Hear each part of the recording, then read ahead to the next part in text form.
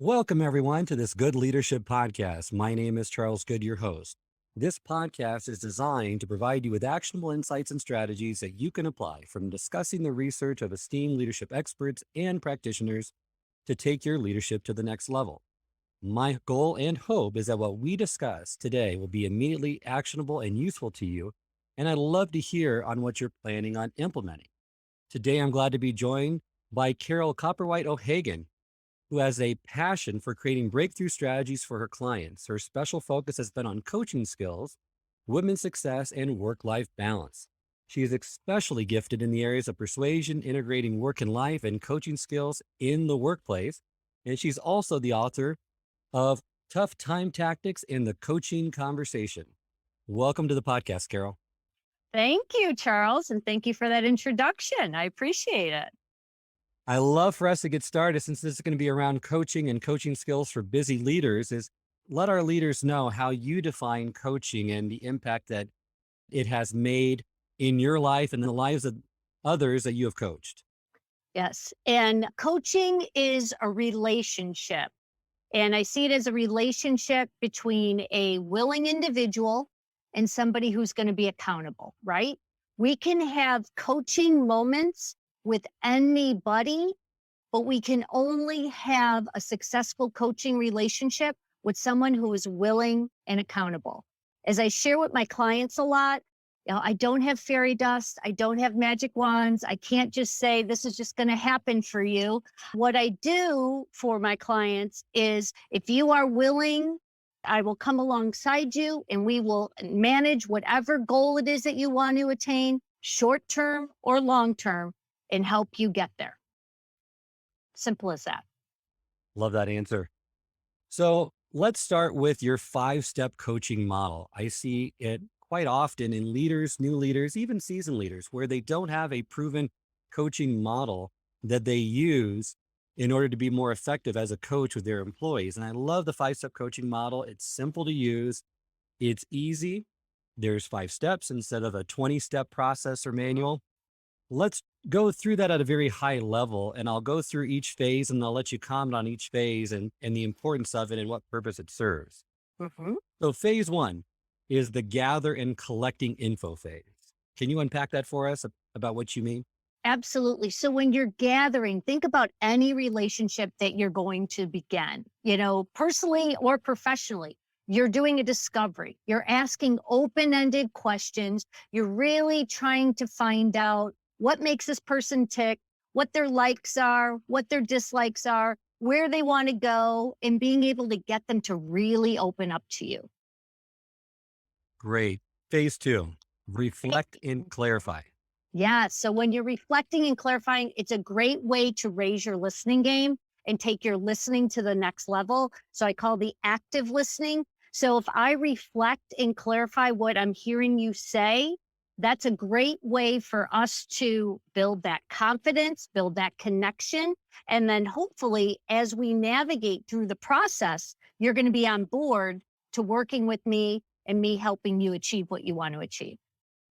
And you mentioned too that during this phase where you're paraphrasing, summarizing, clarifying, listening, you can also return back to the gather phase as you continue to grow your understanding, right? Absolutely. Absolutely. And I usually state that when I start to do the 3rd step. And yes, at any point with this model, what's great, if you're getting any resistance from your coachee, especially at the beginning, maybe somebody holds things very close to their vest and they're not as open, you may need to gather and ask more questions before you can connect with them.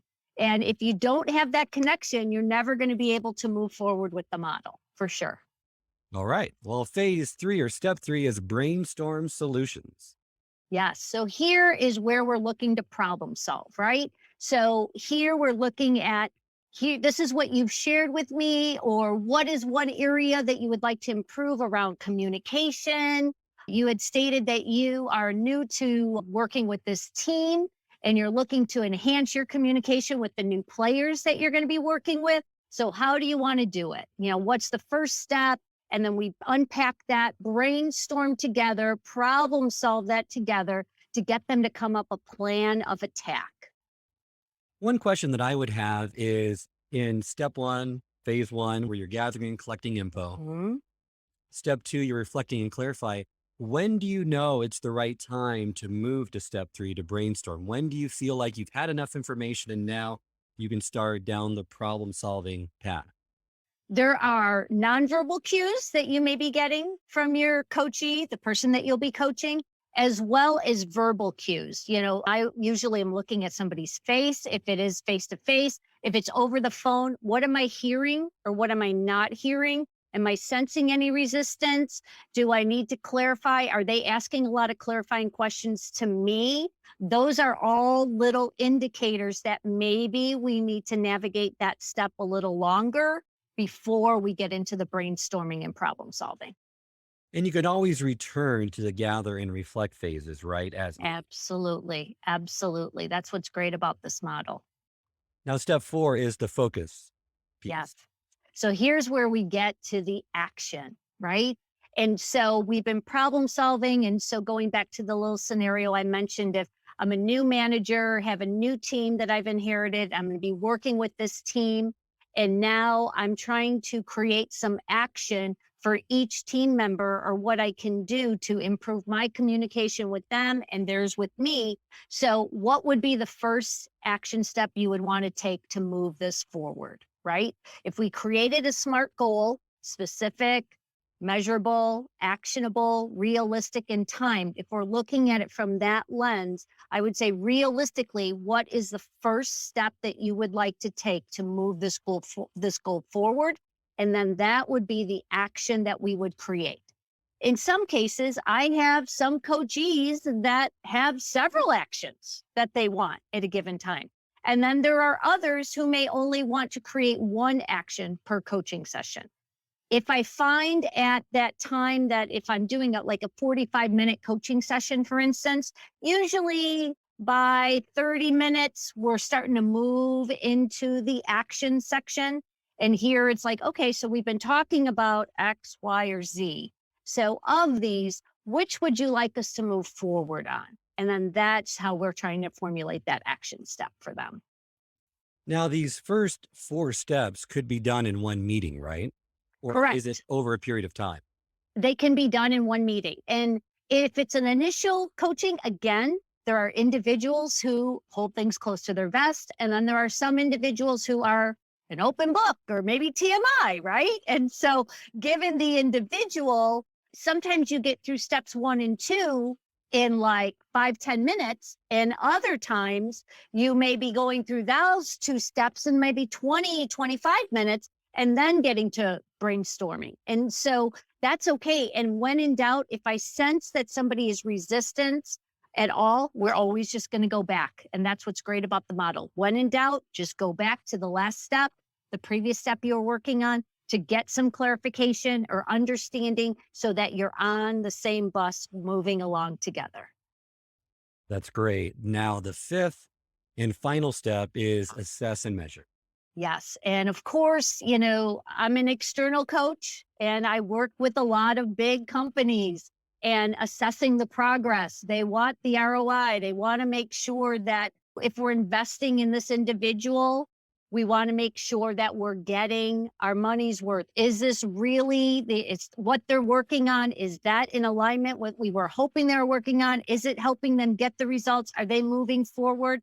As well as with individuals who seek, like someone like myself individually, they're looking at this is what I want to achieve in the next 30 days, 60 days, 90 days, if it's a short-term goal, or they may say in the next 6 months, this is what I want to achieve. So we're assessing the progress based on the specific goal and making sure we have measurements and that we're attaining those as we're going along. That's where the assess comes in. Love the model, love those 5 steps. I think it's a simple framework to really unpack. There's a lot that is required to unpack each step. So we aren't going to have time to unpack each step in more detail, but I would like to go a little deeper on some of those coaching skills that would be important for several different stages. First, in your book, you state the importance of SMART goals, breaking down goals into a SMART system. Can you unpack that a little bit for our listeners? Just so as they're providing that action plan, right, they're creating goals in the right structure. Absolutely. And, what I have found in my own coaching practice that there are a lot of senior leaders who are great at setting goals for their teams or for their departments or within the organization, but they're not setting great goals for themselves. And so, again, using the SMART acronym, that can really help you look at what it is that you want to attain short term or long term. So again, S standing for specific. What specific goal do you want? What is the specific goal you want to achieve in 30 days, 60 days, 90 days, so forth? Then how are you going to measure it? Is what the M stands for. Of course, and we're all about action and coaching. Conversations are great, but the difference between a conversation and coaching is that action step. That is what's going to help us move it forward. So, what action are you willing to take? And then realistic. That's another one. And it's a big one that I find with clients that realistically, I have some that, the eternal optimist out there that'll say, oh, I can do 10 things. And it's like, fantastic. And of course, you believe in your coachee, but it's like, given the time frame, if we're meeting every 2 weeks, so what can you realistically get done for the next time that we meet? And then I'm like, well, realistically, I can get, X or Y or Z. Fantastic. And then T, what is that time frame? And then how much time do you maybe need to spend on each goal or the goal to help you move it forward?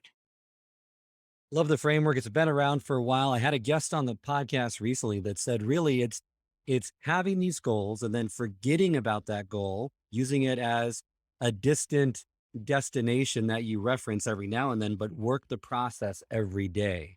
Because some goals are so daunting that the distance from here to there will discourage you. So you have to identify what is something each day I can do to have those daily successes, to get motivated, to keep me on the path of making progress toward those goals. Absolutely. I mean, we can talk about what we want to do goal wise all day long. The difference between using the SMART goals and talking about it is we're going to write them down. And I encourage my coaches and I use a goal sheet. Like, what is the goal that you want to achieve? What action steps are you going to take to achieve that goal? And then how are we going to move that forward? And by doing that, you have a 75% chance of having greater success. So, of course, wouldn't you rather have that than maybe 25% of saying, I want this, this is what I want to do, but then not achieve it? So yes, it's a big deal. And I have found that clients of mine really do like, what? I never wrote down my goals before. And it's like, are you kidding? That's fantastic. Let's start it now. No time like the present, right? I think that's important for everyone to hear again, even though everyone knows the SMART goals and knows the importance in goal setting. It's still common sense things that you know to do, but you don't do consistently over time that really makes a big impact for you. The next piece, which I think is the hallmark of all great coaches, is asking the right questions. I can't emphasize the importance of that enough. And there was a guest that we had in one of our programs quite a while ago, and he wrote a best-selling book, Questions Are the Answer. And he stated, the higher up you go in any organization, it's not about having the right answers, it's about asking the right questions. And in coaching, this is paramount. This is really important. And you have some advice on, okay, here are three tips to ask powerful questions. First one you give is, I think it's common sense as well, but ask open-ended questions, not leading questions or yes and no questions, right? Correct. Absolutely. So asking open-ended questions, those how or what questions are so important to use. They're collaborative, they're open-ended. And I've been in this coaching business for a long time. I have not had anyone ever resist answering a how or what question. Now, granted, I get sometimes people with a why question. They can get, that sometimes can have a negative connotation. Some people don't embrace the why. Some dominant personalities are not big fans of the why question. That said, how or what, open-ended, it really opens that conversation and really gets people to give you more than just a yes or no response. Great advice. With questions too, you categorize them into 5 different types. So I'd love to go through those types with you right now, just to kind of unpack a few so people know the different types of questions you could ask.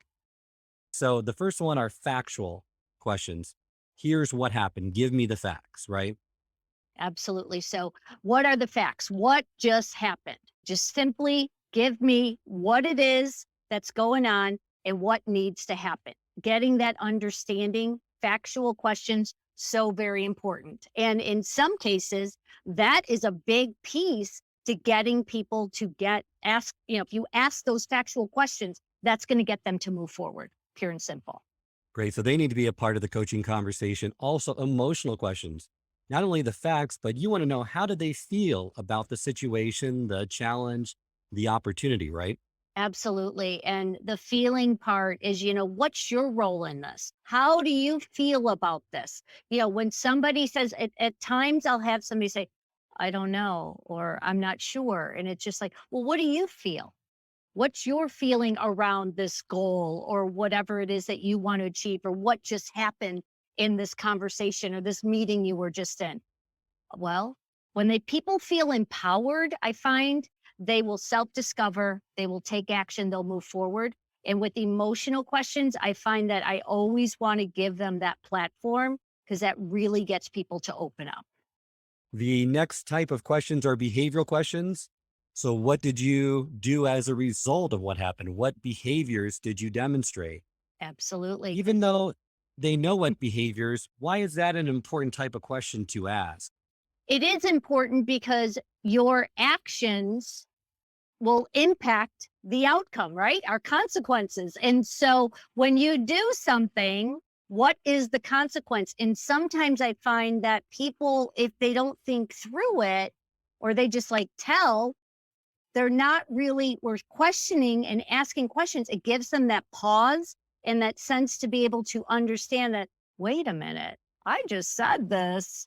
Now my behavior, my action said this. What does that mean? So being able, that behavior is so important. That what is that consequence when you do something? What's going to be the outcome based on that? It also gives me, when I do it and I see the benefits of it, the time to pause. Because a Mhm. lot of times you do things on autopilot where you're not reflective, Mm. right? You're just reacting to something. So even taking that moment not to be so impulsive or reactionary would possibly provide you a better way to state something, or a better solution altogether, instead of just reacting to something because your emotions are charged, or it's something that really has you not operating in the optimal way. Absolutely. And there are some, that whole cause and effect, and taking that pause, being able to take a step back with actions. When your behavior does something, it's like, oh no. And sometimes we realize it and we're cognizant of it. Sometimes we're not. And then all of a sudden it happens and we're like, what? Whoa, what did I just do? So being able to take that little bit of a time out, or that pause, as you state, is really very important with the behavioral, for sure. So the next category is relational. So you need to also understand, what role did others play and what happened? Because sometimes you're so focused on yourself, right, that you fail to consider the other people involved. Absolutely. Sometimes when we make decisions, or sometimes when I have leaders who will say, well, this is what we're going to do. This is how we're going to do it. It's like, and if you looked at the boardroom and you looked at all the players out there, they'd be saying, what? What happened? Wait, I mean, how come I wasn't asked? What was my role in it? How does it, like marketing is going to be impacted by that IT decision. And so will accounting and how does this impact all of us? So with relational, it's so important that, there's no I in team. And when we're asking questions, it's really important to think about, who are all the players? Who is going to be impacted by this decision making? And when you think of it that way, through that lens, a lot of times you're like, okay, I need to have a follow up conversation, or I need to have a discussion with so and so, or this person or that person, which is great. Now, the final category you label as spiritual, but it's really about, how does what happened match who you are versus who you want to be? So it's connecting your present self with your idealized future self, right? Absolutely. So to reach, I always say, I want my coachees to reach their potential, right? So where you are, or decisions that you make, how is that in a line with your potential or where you really want to go with your career or with your team or with the organization, and making sure they're in alignment, because that's really important. So that's what we mean by spiritual, for sure. And possibly the best piece of advice that for me in regards to asking questions is being silent and waiting for a response. Too often people jump the gun and try to answer for the individual because they feel uncomfortable with the silence. Absolutely. I'll never forget, and I'll share a story with you. My very first coaching engagement. It was the senior vice president of an HR firm, a big insurance company in Chicago. And I had to coach this individual. And I remember being in there and sitting there and asking the question about what was it that he wanted to change regarding his leadership. And there was something specific within his leadership that he needed to change. And I remember him sitting in his chair, sitting back, 25 minutes of silence. Now, for anyone, if you timed 5 minutes, you know how long it is. Imagine 25 minutes. Now, and I knew a rookie mistake would have been to probably continue to ask more questions or clarify to see if he did. And I knew what he was doing. I fully understood. So I just sat there. And eventually, he did actually answer my question. And we laughed about it later. And I remember him answering, and he's like, you know what? I was curious how long you would sit there, until he goes, I knew you weren't a rookie at that point. He goes, because you looked mighty young to me. I didn't realize that you were maybe knew exactly what you were saying and how you were going to say it. He goes, you just sat there. And I go, it's amazing what you can learn from someone at any age. We can learn. It doesn't matter how old we are. If you're willing and accountable and you are open to learning, you can learn at any time from anybody. And that totally shifted at that point. And he's like, all right, let's do this coaching. I'm ready. Let's go. What's my next question? Go. Let's keep it going. And it's funny, but it's like, it was true story. Huge advocate for me over the years, but a big test. And I tell this story many times when I teach my certified class, because I want people to understand that don't give in, stay strong, and it's worth it. Because if you do keep going or asking more questions, it's just going to discount the power of the question. And the question is so powerful. Love that story. It's so difficult for a lot of people to do that, especially for that period of time. Kudos to you, because that would seem like an eternity, right? On the other end of that table. Why don't we move now into positive accountability? Because with coaching, you want to build the coachee needs to become more accountable, but you really are going for a certain type of accountability, which you define as positive accountability. So I'd love for you to unpack that for us and then talk about the other quadrants as well and some of the weaknesses or issues with those. Yeah. So accountability, there are people who are accountable and there are people who are not accountable, right? And I live in the world of I'm the eternal optimist. What's my role in things? What did I do well? If I mess up, which I'm human after all, how do I change it? What do I need to fix? And so when I think about accountability in some organizations, I understand that I've had clients who'll say, well, accountability, it's punitive, or they see it as being icky bad. And they're like, oh, you're going to hold me accountable? And I'm just like, well, I'm curious. What do you think accountability means? It means micromanaging. And there's such a misconception of what people see as accountability, where accountability is if you say you want to do something, I am going to hold your hand to the fire when you want to do it or when you're going to do it. At the same token, I'm not 5 minutes later. If you say by Friday, you're going to have this report to me and it is Tuesday, I'm not going to come Tuesday afternoon or Wednesday morning and say, how you doing on that report? Where are you at with that report? That is being micromanaging.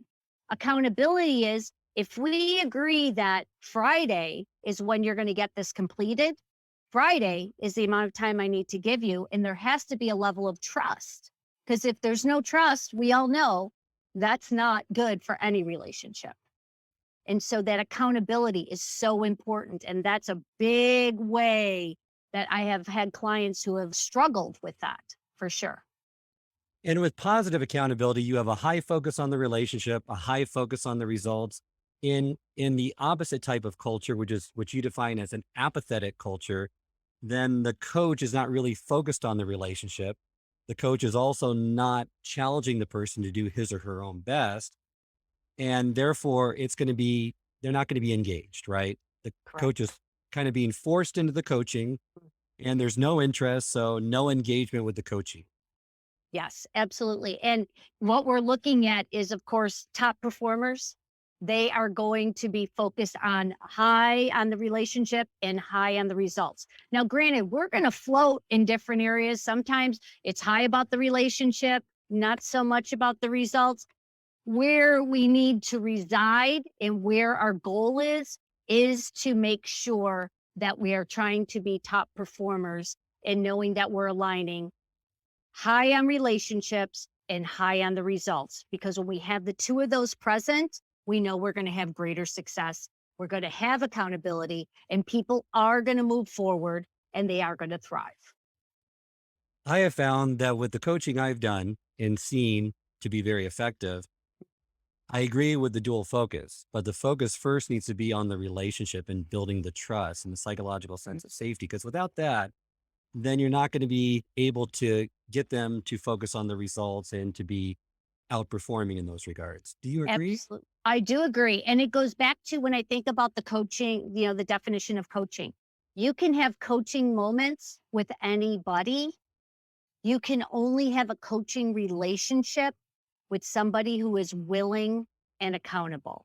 And if they're willing to have this relationship and to be able to go alongside with you and partnering together, you're going to help them. I mean, sky's the limit. I always tell people, if you are willing to roll up your sleeves with me, we are going to get you to reach your potential. We are going to achieve any goal you want to achieve.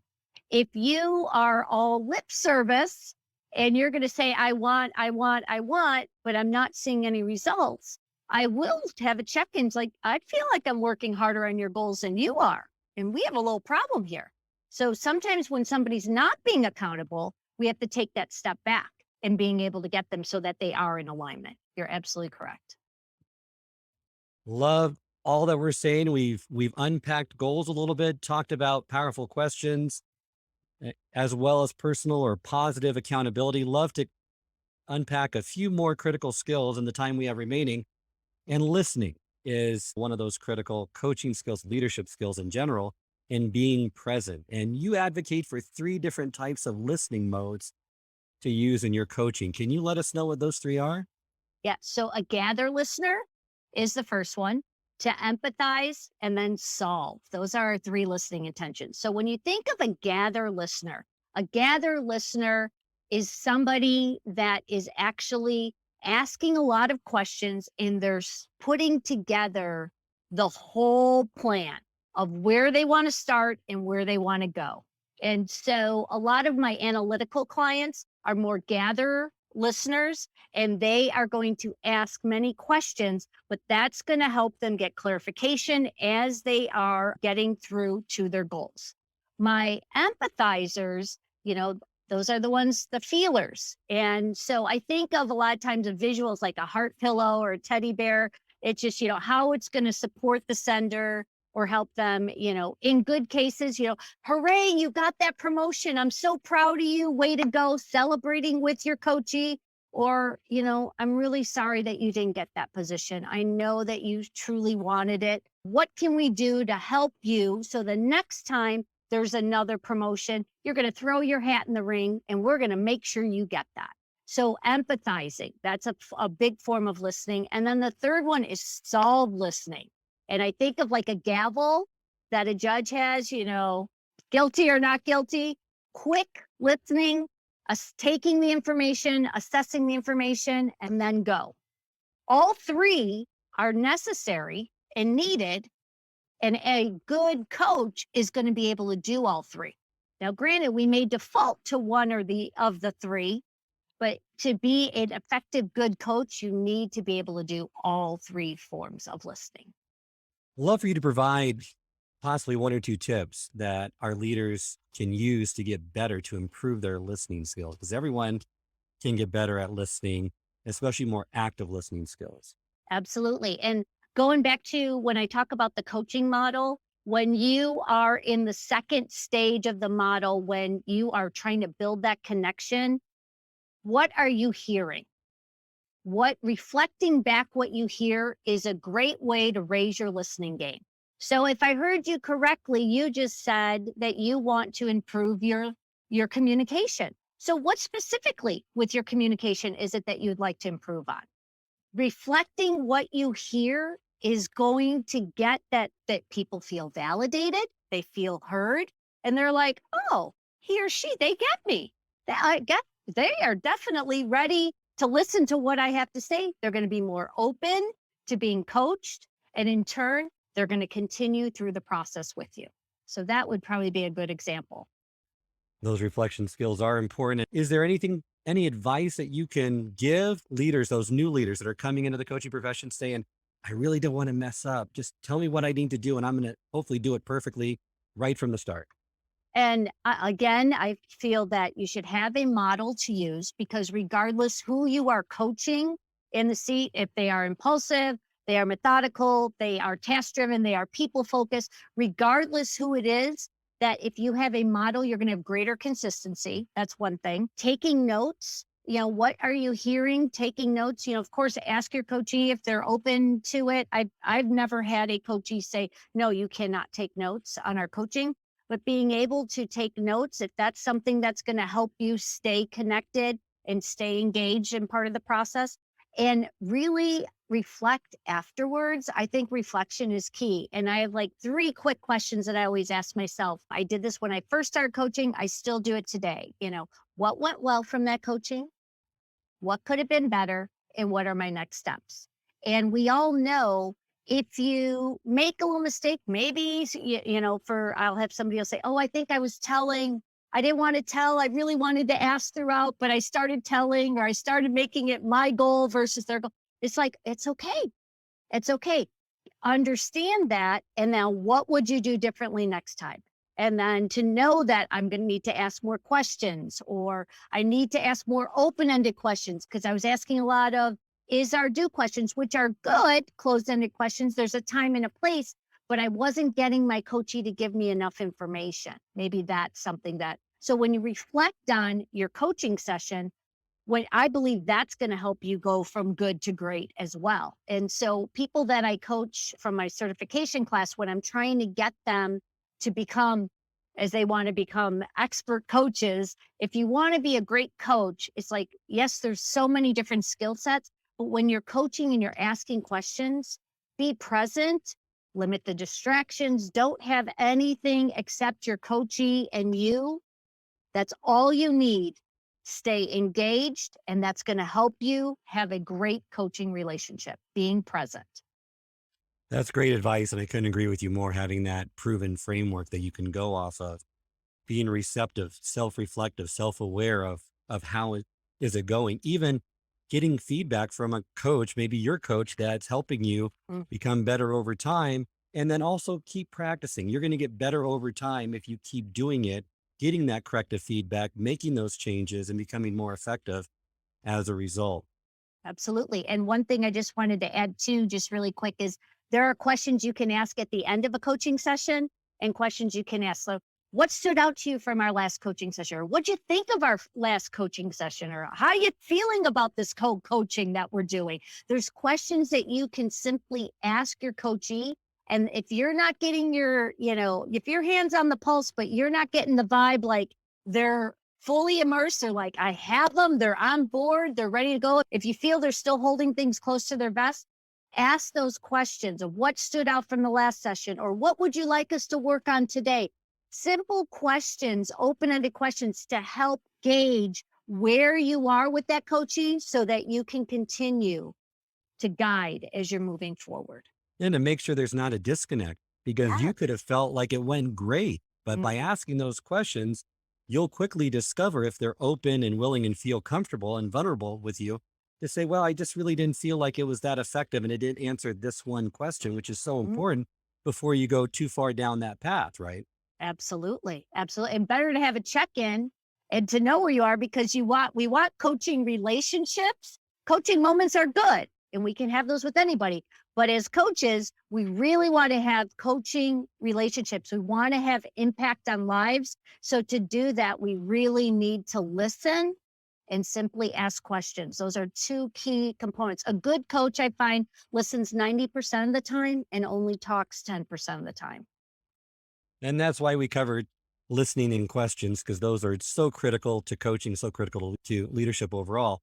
Before we end today's episode, just would like for you to talk about one of the common coaching challenges that you've seen with leaders today, maybe in the last 1 or 2 years, that's either has always been a challenge or has recently become a challenge, and then maybe give some insider advice around that. Yeah, that's great. I would say that we've all through this pandemic, there's been a lot of changes that we've all had to, and adjustments we've had to make. People that were going into an office every day, now some are hybrid, some are working remotely all the time. And so what I'm finding there are some conflicts, some communication breakdowns that are occurring on teams and times we're not communicating effectively enough. So I always say, have a morning huddle with your team. Really make sure who's on first, what's on second. Having an understanding of what everybody's doing is a great thing to do. And then when you are doing your coaching with your team, one-on-one or group, whatever it's going to look like, really make sure you're engaged. The impact is there. You're not distracted by anything else. And I get it when people are working at home, it's been tough. Like when our kids, I too had a son who was going to school while I was working and while my husband was working. And so for some people, it was very tough. Now that we've moved to what I'm calling the new normal from Bridges' model, we know what the new normal is now. And for some of us, it's if I'm going to be, what's the day? Maybe there's one day in the week that everyone can be in the office or we can be together. We have two teams. So I'll be here on these days. You'll be here on these days so that we can divide and conquer. But how do we get everybody to be more engaged? How do we over communicate and get back to the basics of don't assume that you know what I'm saying, because we know when we break that word down, it's not very friendly. So I really want to make sure we over communicate and make sure everyone has full understanding. So I would say that is a big thing that I have found not only through the pandemic, but in this post-pandemic when I'm calling the new normal. I would agree with you and think that is essential to be over communicating during these times and not letting that lapse. Let's move to one coaching challenge that you would have with one-on-one coaching. And let me pose this scenario to you. What if your coachee, the person that you're trying to coach, is pessimistic or defensive? How do you deal with that person? Either you just started coaching this person or they've become that way through the conversation. I'm sure there's two different approaches there, but if you could just identify that, since that's an obstacle that commonly occurs when a new coach encounters it, and a new coach without the experience, without the skill sets, struggles to connect, engage, and get results with that person. Yeah, and I agree. I love the tough cookies, so to speak, as they call them. I embrace those individuals who, a lot of times I'll hear, well, I have somebody that I don't even believe is coachable, but I'll let you work with them because I know we've given you some other players and somehow it's worked. And I do believe that anybody can be coachable again if they're willing and accountable. And I do believe perception becomes reality, right? So if we perceive something, that may be all that we see. So when I have somebody who may be difficult or, I'm simply going to be asking, what brought you here? I'm curious, what brought you here today? And what is it specifically that you want to improve on for yourself? And if they say, well, just everyone I work with is, they just don't know what they're doing. I'm the only one that knows what's going on. And I just, I'll use this scenario. He's like, I'm the only one that knows what's going on here. Everyone else is clueless. And so I'm frustrated because not everybody is getting to do what I need them to do because I don't even know where they're at. They're on Pluto, the planet that doesn't exist. And I remember laughing a little bit. I'm like, okay, so I'm hearing you. And so I'm reflecting what I hear. And I'm like, I'm curious. So how do we get these individuals to be aligned with what you want? So what's the first step? And it was, well, I guess the first thing I need to do is I probably need to maybe sit down with them and actually tell them how I'm feeling. I'm like, interesting. So when was the last time you did that? And I haven't. I'm like, okay. So let's create a plan. So if we were to create a plan here, let's unpack this for a minute. And so what is it that you're resistant on, or what is it that you want to achieve? What's the goal? And then we would just kind of go through some different questions. And what I found out in just using the model, I was trying to build that connection with this coachee. And then we were able to problem solve. By the end, we were getting to something actionable. And then I'm like, okay, he had an action for himself. And he also had an action of what he was going to do with his team to get them to move forward. And I'm just like, okay. And then we stepped away from the coaching. And I'm just like, so this is what coaching is. And he's like, really? Well, it's actually not that bad after all. I guess I don't hate it. And I'm just like, yeah. I go, if you are willing and accountable, I can help you. But if you build a wall or a barrier, or you present that, this is not possible, this is not going to happen, it is going to be very difficult to move forward. Simple as that. And I'm like, there are some people who just stay on that sit and spin, right? And they go round and round. I'm looking for people to get off the sit and spin and move forward. And when you're ready to move forward, I will help you get there. That's a great approach to take for those difficult people. My final question is, and I'm sure you've heard this phrase before, and I'd love to know, we either need to coach them up or coach them out. How do you make that distinction with individuals? At what point do you say, okay, we've tried coaching, they're not receptive to it, they're a cancer on the team and the organization, we just need to coach them out? And what does that look like? And good point there. And this does actually happen and has happened in some instances. And so I'm always looking at what is the goal of the organization and what does this individual understand? And to me, sometimes it goes back to that communication.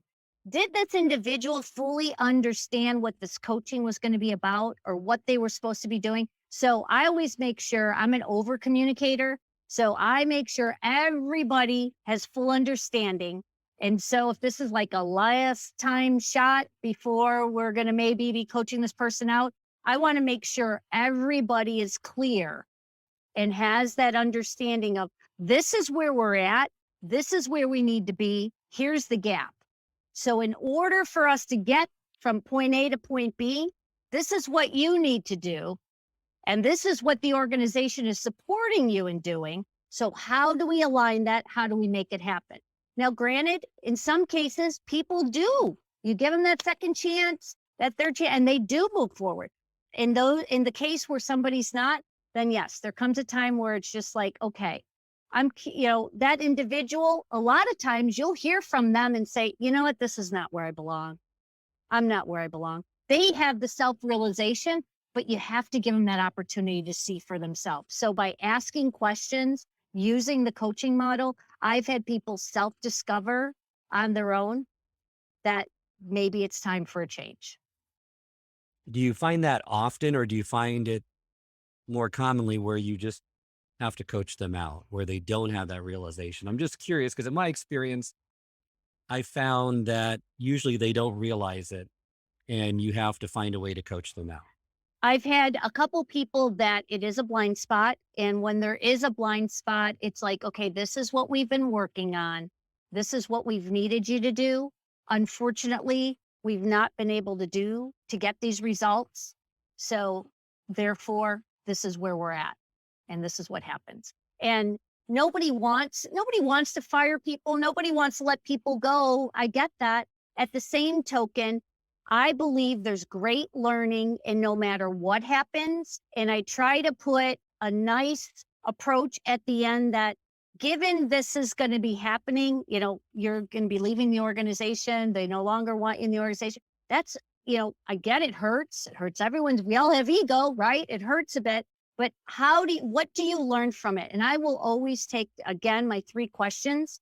When you walk away, I want you to say, what did I do well? What could I have done better? And what are my next steps? Because those next steps are going to determine where I'm going to navigate and where I'm going to go next. Whatever next organization is, next department, whatever is when you're being coached out. That's some great advice. So as we reach the end of the episode, I always like to end it, Carole, with a call to action. What is 1 or 2 things you could recommend that leaders try as they're first starting, either doing coaching for the first time, or maybe a tip or a piece of advice for a leader that's seasoned that would help take their coaching to the next level? I would say, first and foremost, making sure you're asking open-ended questions. And then the second thing is to listen. So ask a question, give that person that time to answer. Do not ask another question until they respond. Try to ask an open-ended question. And this happens, I don't care if you're a new to coaching or somebody who's been in coaching for a long time. Patience, I know, is a virtue. And some people, their tolerance level, they ask a question, they want a quick response. Give that person their space. I believe when we provide the space for somebody, that's when they self-discover, they take action, and they move forward. And ultimately, that's what we're looking for. Love that. Couldn't agree with you more. Remind our listeners, Carole, how they can get in contact with you. So if you'd like to reach out to me, I am at Coach Carole, CoachCarole, at advantagecoaching.com. I'm also Coach.Carole on LinkedIn. And at Advantage Coaching, we have a phone number as well, but I'd say the email is probably the best bet to get a hold of me. Thank you very much for joining me today. Thank you so much, Charles. It's been a great experience. I appreciate it. And this concludes this episode of the Good Leadership Podcast. If you like what you heard today, please share this episode with your colleagues, friends, or anyone else who might have found this valuable. If you'd like to subscribe, this podcast can be found both on Apple and Spotify and can also be accessed on the Institute for Management Studies website at ims-online.com. Until next time, remember, it's not what you know, but what you do consistently that makes a difference.